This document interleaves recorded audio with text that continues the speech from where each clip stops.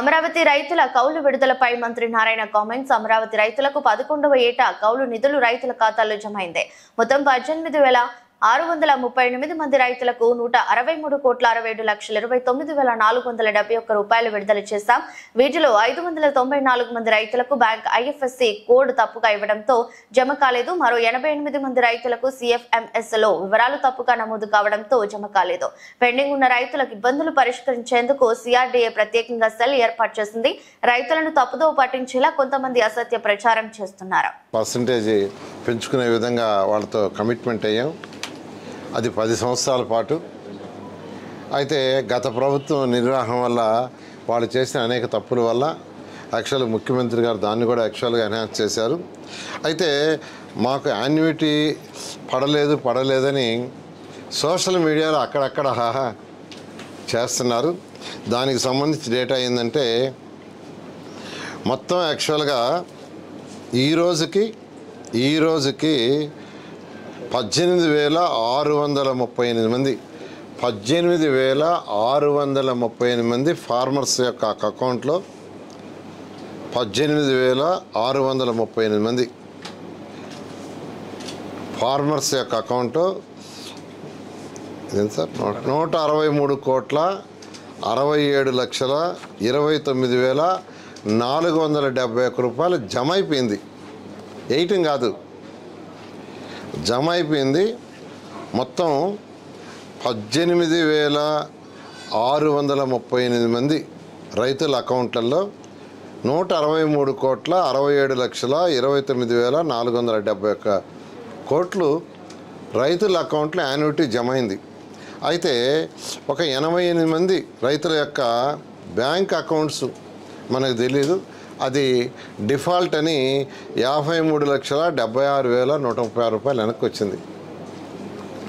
అదేవిధంగా సిఎఫ్ఎంఎస్ యొక్క ఈ బ్యాంక్ అకౌంట్ రాంగ్ నెంబర్ అని, ఇది ఐఎఫ్ఎస్సి కోడ్ రాంగ్ నెంబర్ అని ఒక 3,594 మందికి వెనక్కి వచ్చింది. అది 7,25,83,689. సో ఈ 3,549 ఫార్మర్సు తర్వాత ఈ 88 వాళ్ళది ఎందుకు వచ్చిందో డీటెయిల్గా కనుక్కోమని చెప్పాను. వాళ్ళు సిఆర్డీ అధికారులు చేస్తున్నారు. కాబట్టి మెజారిటీ అకౌంట్లో పడిపోయింది. మళ్ళా ఒకసారి చెప్తున్నాను, 18,638 మందికి 163,67,29,471 రూపాయలు వాళ్ళ అకౌంట్లో జమ అయిపోయింది. జమ కాని వాళ్ళు యూనిక్ ఫార్మర్స్ తీసుకుంటే 85 మంది ఫెయిల్డ్ అట్ బ్యాంక్ అన్నారు. అంటే బ్యాంక్ స్టేజ్లో ఫెయిల్ అయింది. అది ఎందుకనేది వాళ్ళు స్టడీ చేయాలి. అదేవిధంగా సిఎఫ్ఎంఎస్ దగ్గర ఫెయిల్ అయింది. అది ఐఎఫ్ఎస్సి కోడ్ రాంగ్ అని వచ్చింది. అది యూనిక్ ఫార్మర్స్ అయితే 594. అందువల్ల నేను అందరూ చెప్తున్నాను, దీనికి ఒక ఆన్లైన్ సిస్టము ఎస్టాబ్లిష్ చేయమన్నాను. బహుశా రేపు ఎల్లుండి ఎస్టాబ్లిష్ చేస్తున్నారు. దాంట్లో ఎవరెవరికి వచ్చింది దాంట్లో చూపిస్తుంది. ఎవరెవరికి వేస్తే అది రిజెక్ట్ అయింది, ఎందుకు రిజెక్ట్ అయింది కూడా దాంట్లో పెడతారు. కాబట్టి రైతు సోదరులకు నేను చెప్పేది ఏంటంటే, ఎందువల్ల రిజెక్ట్ అయింది అనేది కూడా వీళ్ళు కనుక్కొని మీకు వెబ్సైట్లో పెడతారు. దానికి సంబంధించిన డీటెయిల్స్ మీరు క్లారిఫై చేస్తే అటు బ్యాంకుకి కానీ, మీ బ్యాంక్ అకౌంట్ చేంజ్ అయ్యింటే బ్యాంక్ అకౌంట్ మార్చివ్వండి, లేదా ఆ కోడ్ ఏదైతే చెప్పారో ఆ కోడ్ అట్టాడు ఏదైనా తప్పు కానీ మీరు ఎంట్రీ చేస్తుంటే అవన్నీ కరెక్ట్ చేస్తే ఈ బ్యాలెన్స్ ఇవ్వాల్సిన యూనిక్ మెంబర్స్ 594 + 88 వాళ్ళకి వేయటం జరుగుతుంది. దీని మీద అబద్ధం ప్రచారాలు చేయొద్దని కొంతమంది నాయకులకు చెప్తున్నాను.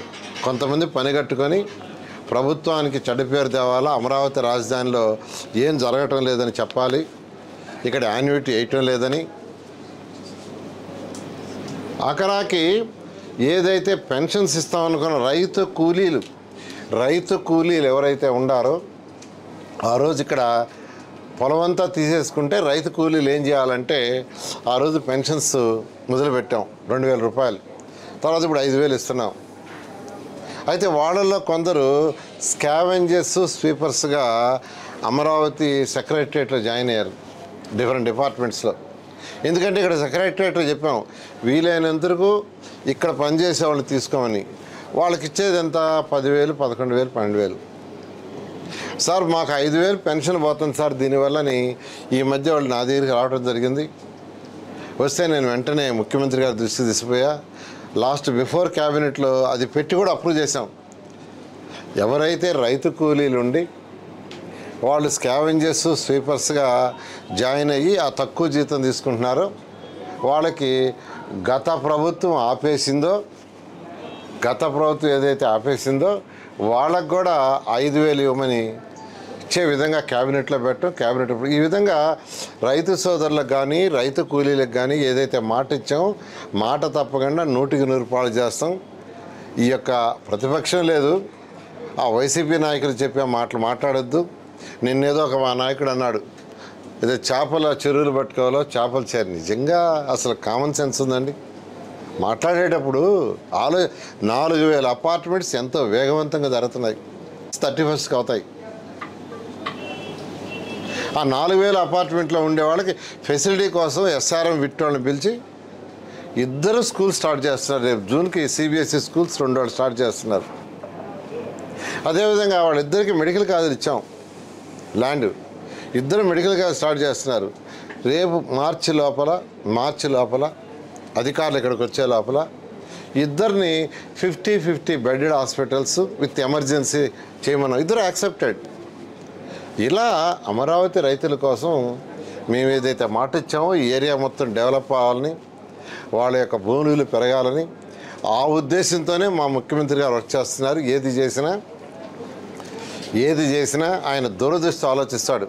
ఎయిర్పోర్ట్ కానీ, లేదా ఇంటర్నేషనల్ స్పోర్ట్స్ సిటీ కానీ, లేదా స్మార్ట్ ఇండస్ట్రీస్ కానీ లాంగ్ రన్ ఆలోచిస్తాడు. ఏదైతే రైతులకి మేము మాట చెప్పామో 100% ఖచ్చితంగా చేస్తాం. ఈ 3 సంవత్సరాలు పూర్తి చేయడం జరుగుతుంది.